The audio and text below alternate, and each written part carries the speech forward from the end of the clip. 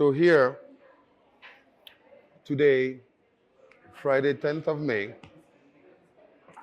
we got the legendary, the one and only Amadou Mahtar Ba.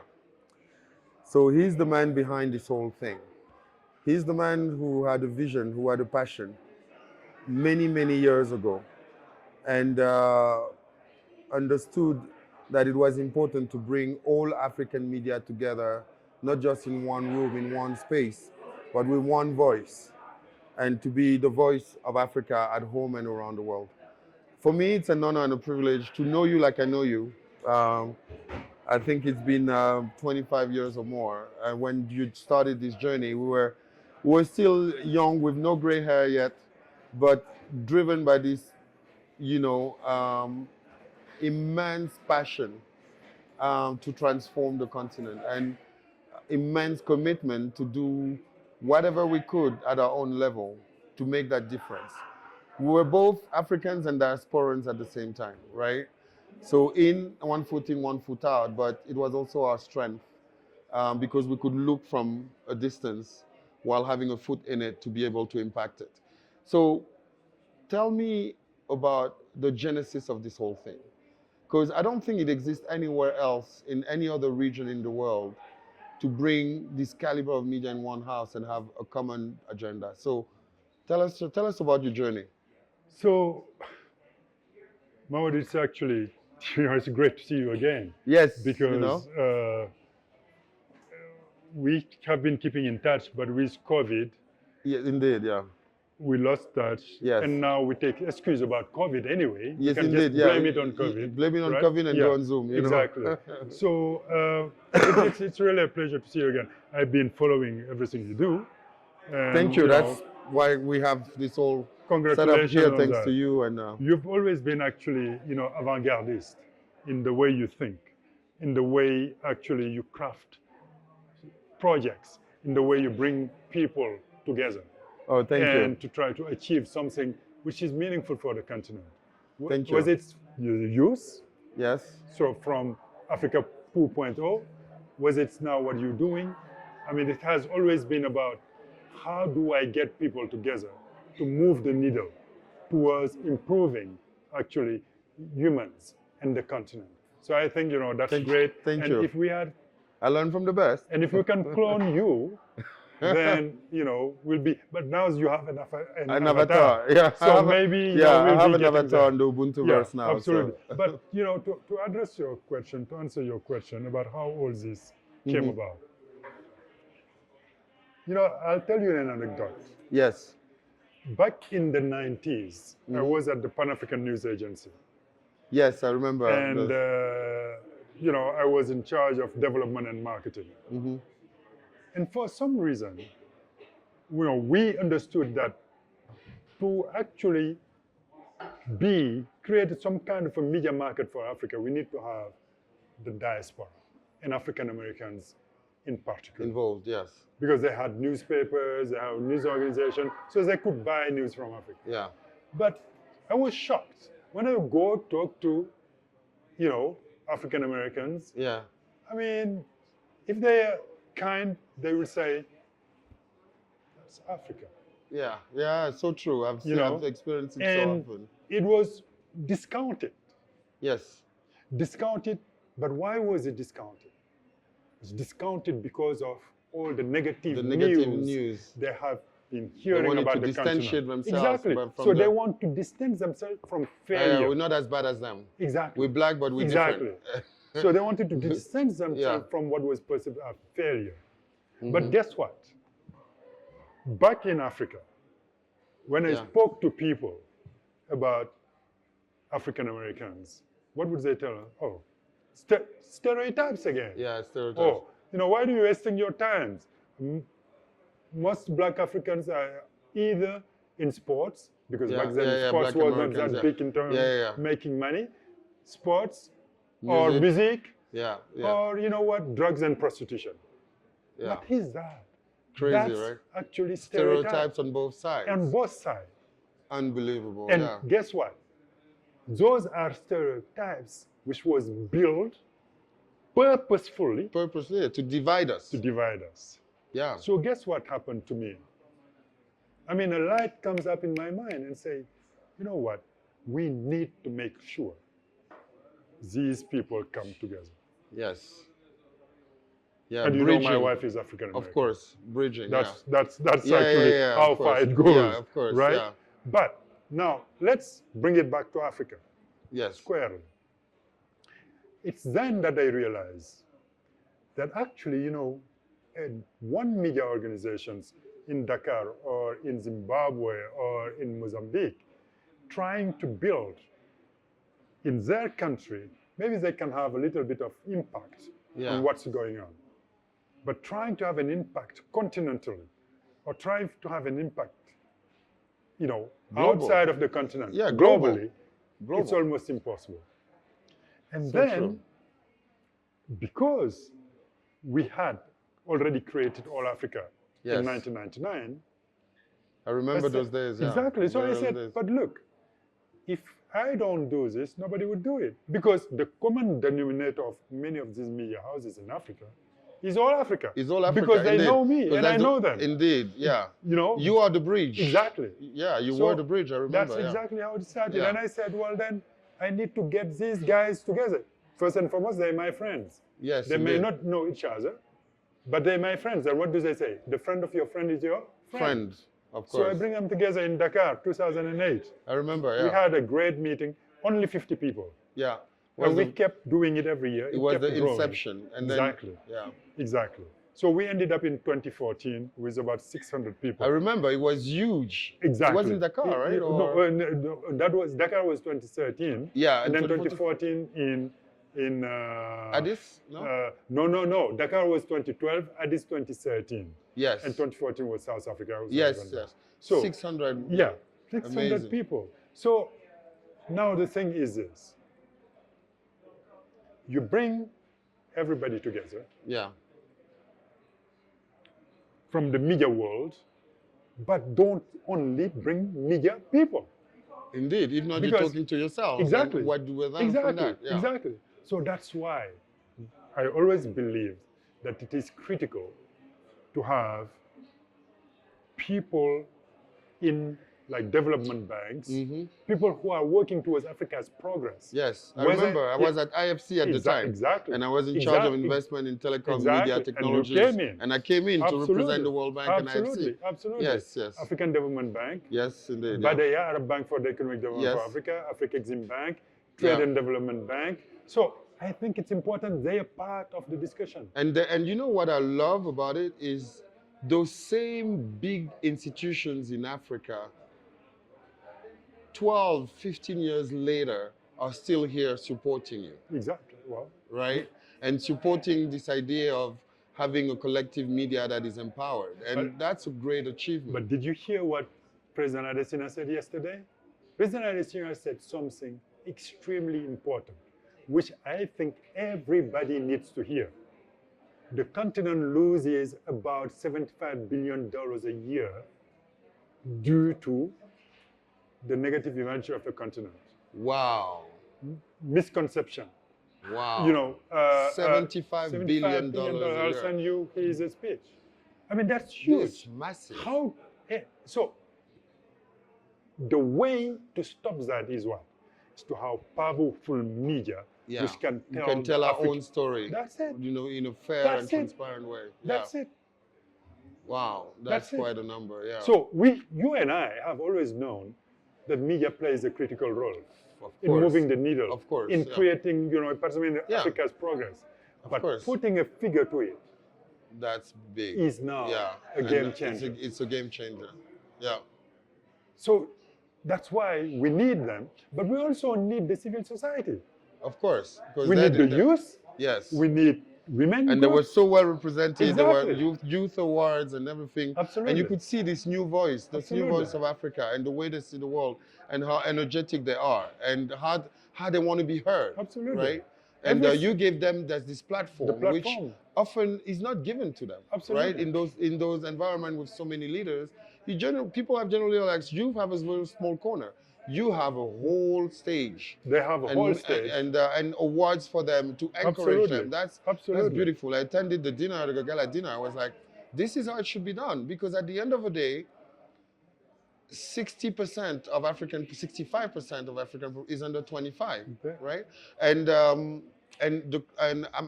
Pap Sanya, Ibrahim Sanya, on his presentation earlier, said that 42% of global youth in 5 years will be African. Absolutely.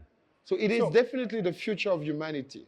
It's the future of humanity, and whatever you do in Africa, if you do not put the youth at the center, you're not going to move the needle. And that's why I told my team, when they were talking about side event, I said, which side event? This is not a side event. Don't call it a side event. This is an event which is part and parcel of what we're doing. That's why we started with them. Beautiful. So it is critical. Mamadou, you said 65%. Some countries, over 75% of the population is under 25. Under 25, on this continent. Yes. So if you don't integrate them, what are you using? 25% of the people? Some of them are, too old to count. Exactly. If I can say that way. Exactly. But Exactly. So, I mean, then you bring in academics, because they have, the knowledge. The knowledge. They have the research. And the data. Because the research is important. It's fundamental. If you can't measure or analyze things, then you can't make decisions. Absolutely. So in one word, what it is, you bring the stakeholders. Yes. With a common It's highly purpose. inclusive. That's Ubuntu, right? That's Ubuntu. Exactly. Exactly. That's your mantra. Yes. That's Ubuntu. That's Ubuntu. So with one purpose. Yes. The purpose is to accelerate Africa's progress and increase human development index on the continent. So powerful. So that's what it is. And it's interesting. At my early days at IFC, as part of the World Bank Group, we had to push actively in having an investment budget to distribute and fund the media. And you have no idea how much I was battling with the board of the World Bank, and the answer was, look, people first need roads, they need infrastructure and this and that. Why are you going to put why would you want to develop media if they don't have the basic? I said, wait a minute. Development starts in the head, not in the plate. And the reason why in the Western world you have all this infrastructure is because at the beginning there was the right mindset, right? And there was enough, the information was accessible and was shared through different media channels and different ways so that development could have a base to also prepare the nation and create the right environment for people to believe in themselves. Why do you want people to start building railways, etc., if all they hear from external media is that they're hopeless? Absolutely. So ultimately we've managed to convince to effectively go forward. And I see the difference it makes. I will always remember, and I mentioned that earlier, the hopeless continent. Absolutely. From the Economist on the cover page. It's hurtful. 22 years later, I struggle to digest that, right? So now we have our culture. We have Afrobeats, Amapiano. We have, those icons. We have, Binta Diop, people like you whose story needs to be known, because that's how it inspired. And the media has that role to create that inspiration and tell the stories of those who make things happen, so that one create 10, 20, 100 more to multiply the transformation. And that's why I have so much respect for what you're doing. And now, if you look back, for me, it's been a resounding event. 300 leaders, all key stakeholders were presented, stellar global content, and we're so excited also to have partnered with you on this. But not only that, to effectively bring the media into thinking of leapfrogging. So you've experienced the Oculus, and what we call Web 4 and the future of media. What was your experience, and how do you think it could impact, and why should the media look into that? Or what's your take? So I think, actually, even me, I don't still grasp it all. What I see is opportunity. It is a huge opportunity. What I see is actually a way of improving the media landscape. Because what is the main constraints in the media landscape? It's resources. Now, resources are both human and others, financial, but of course. You cannot address the human resources if you don't have the financial resources. So the number one thing to do is to make sure that these news organizations, these media houses are financially empowered. Are financially there. Yes. And how do you solve it? From what I've seen, there is a huge boulevard here. Yes. To take the media in a journey which would improve their bottom line. That's exactly how we look at it. Now, they all understood that. Oh, many signed up. I think we have 100, just while I was on stage, we have close to 100 media houses who have signed up to be part of the masterclass on revenue generation, but also to partner with Ubuntu into new verticals of revenue generations.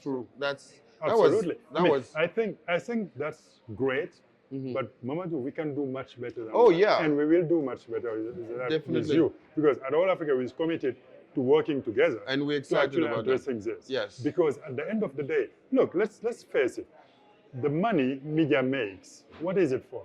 It's for the media to improve itself. And it's for the media to help participate in Africa's progress. That's what it is. Of course. Yeah. You know? Yeah. So at the end of the day, we have to agree on one thing, which is, if we keep saying media is important, media actually has a role to play, we also have to make sure we are clear about how we are going to make that happen. Of course. And we cannot make it happen by just, inviting them to press conferences, by inviting them to cocktails and others. We have to find a way to make sure they have the resources and they can progress themselves. And this is what we're offering with the Ubuntuverse. At the end of the day, now everybody is going to go back to their country, to their jobs, to their publishing, etc. We've created a virtual space for all Africa media leaders to engage continuously until the next gathering, to create their own conversations rooms with their avatar, and to even do virtual press conference using our platform and get advertising revenue through the digital asset platform that we make that is automated using artificial intelligence, right? So what we have today that is very unique and that we really want to engage further with AllAfrica media leaders is when you go to Google, you search for information about, let's say, this event, right? There's several types of coverage, but you have to go through them one by one, right? Now, if you come to our Ubuntuverse and you're interested in media, for instance, in finance, based on your avatar, then it can package everything that was discussed and said today by the African media on that specific topic of interest to you. It's a game changer. It's a game changer, right? And it can also inform advertisers that Amadou, for instance, like finance. So every time Amadou plugs into the Africa Media Leaders space on our Ubuntuverse, then every publicity is targeted specifically for him. And our model also is game-changing. Why? Because when you look at Facebook, or Instagram and so on, yes, it's user-generated content, but the content belongs to the platform and not to the user, one. Second, the revenues mostly goes to the platform, right? With other people's content. What we're changing here as we're using blockchain technology to be able to trace is to say for every ad, the platform gets revenue, the user gets a percentage of those revenue for paying with his attention, and the content producers who are the media also get their portion based on the data that has been captured to be able to do this synthesis. So that's 360, and that's Ubuntu too. That's Ubuntu. Yeah, that's Ubuntu because everybody is part of it. That's exactly that. Yeah, everyone is part of it, and that's what we believe should be the next model. Absolutely, right? Absolutely. And this is what I want to propose to you on that. At AllAfrica, we organize a lot of press conferences or media events for different corporations, sometimes for our own purposes. Yes. Then we could definitely use the Ubuntuverse for that. Definitely, yes. We should use that. we should actually be my guest. start Yeah, it. yes. We should start it.